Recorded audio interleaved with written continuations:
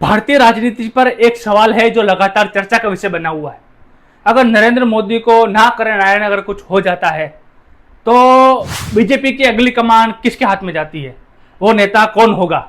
क्या वो अमित शाह हो सकते हैं, या योगी जी हो सकते हैं, या कोई नया चेहरा, या फिर बीजेपी सबसे हर बार जो करती है चौंका देने वाला चेहरा जिसे आगे लाएगी? आज इसी की चर्चा नहीं हो रही है। आज हम इस वीडियो में ये जानेंगे कि मोदी के बाद कौन, उत्तराधिकारी के बारे में, उसकी ताकत, कमजोरियां और 2029 का जो पूरा समीकरण है वो आज इस वीडियो में हम पूरा जान लेंगे। इस वीडियो में अंत तक बने रहे क्योंकि ये आखिरी नाम आपको हैरान कर देगा। बीजेपी के उत्तराधिकारी इतना महत्वपूर्ण क्यों है? नरेंद्र मोदी ने पिछले 2014 से लेकर अभी 29 तक है, तो भारत के राजनीति के एक सबसे प्रभावशाली राजनीति में से एक है। बीजेपी की चुनावी सफलता, संगठन की मजबूत और राष्ट्रीय राजनीति का सबसे बड़ा जो हिस्सा है वो नेतृत्व अगर कोई करता है तो वो है मोदी। मोदी के इर्द गिर्द ही घूमता रहता है। लेकिन राजनीति में एक ऐसा समय भी आता है जब हर पार्टी को भविष्य की तैयारी करनी पड़ती है। इस वजह से राजनीतिक गलियारों में चर्चा अब तेज हो चुकी है कि मोदी के बाद बीजेपी का जो नया वो लीडर है वो कौन होगा। तो आपको बता दूं कि सबसे बड़ा मजबूत दावेदार है वो कहीं ना कहीं मुझे लग रहा है अमित शाह। अगर बीजेपी के बाद सबसे बड़ा नाम, अगर सबसे पहले अगर किसका नाम लिया जाता है तो वो है अमित शाह।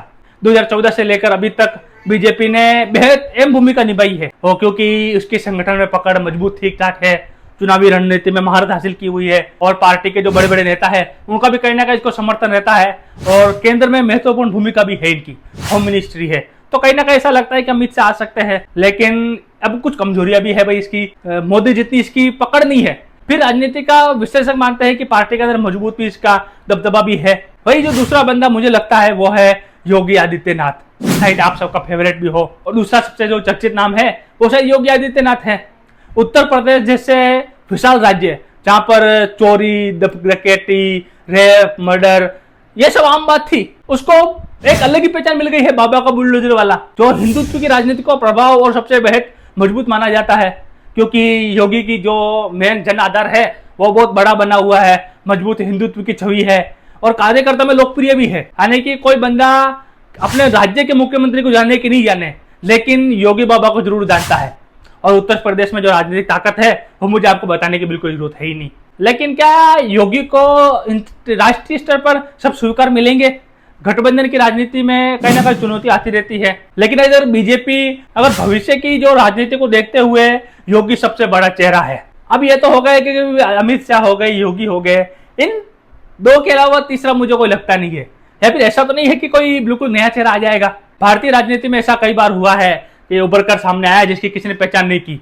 जैसे डॉक्टर मोहन यादव हो गए, भजनलाल शर्मा हो गए, और अभी दिल्ली की सीएम रेखा गुप्ता हो गई। यानी किसी ने कल्पना नहीं की थी कि ये लोग सीएम बन सकते हैं। तो कुछ नाम समय समय पर चर्चा में आते हैं, लेकिन फिलहाल सबकी सहमति किसी पर दिख नहीं रही है इन दो के अलावा। तो बीजेपी कोई व्यक्ति मॉडल पर काम नहीं करती, बल्कि काम करती है संगठन पर। एक दिलचस्प सवाल यह है कि क्या बीजेपी किसी चेहरे पर निर्भर रहेगी?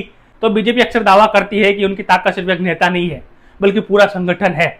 ऐसे में भविष्य का नेतृत्व कौन करेगा? अगर 2029 तक तो नरेंद्र मोदी टिके हुए हैं, लेकिन अब सबसे बड़ा मुद्दा यह है कि 2029 के बाद क्या? अगर मोदी जी बने रहते हैं तो मैं कोई ऐसा सवाल पूछने की चिंता है ही नहीं। विपक्ष की जो रणनीति है, गठबंधन की राजनीति है और बीजेपी जो चुनावी दीक्षा है, इन सब पर असर दिखाई देगा। तो फिलहाल तो मोदी के बाद अगर किसी नाम का नाम चर्चा में है तो वो है अमित शाह या योगी आदित्यनाथ। लगभग ये तय माने जा रहे हैं। लेकिन भारतीय राजनीति में अंतिम फैसला अक्सर समय और परिस्थितियों के हिसाब से तय होता है। तो बीजेपी का अगला बड़ा चेहरा कौन हो सकता है? इसका जवाब आने वाले वर्षों में हमें साफ साफ देखने को मिलेगा। आप अपनी राय कमेंट बॉक्स में जरूर दीजिए और वीडियो पसंद आई हो तो लाइक, कमेंट, शेयर और सब्सक्राइब करना बिल्कुल ना भूलें।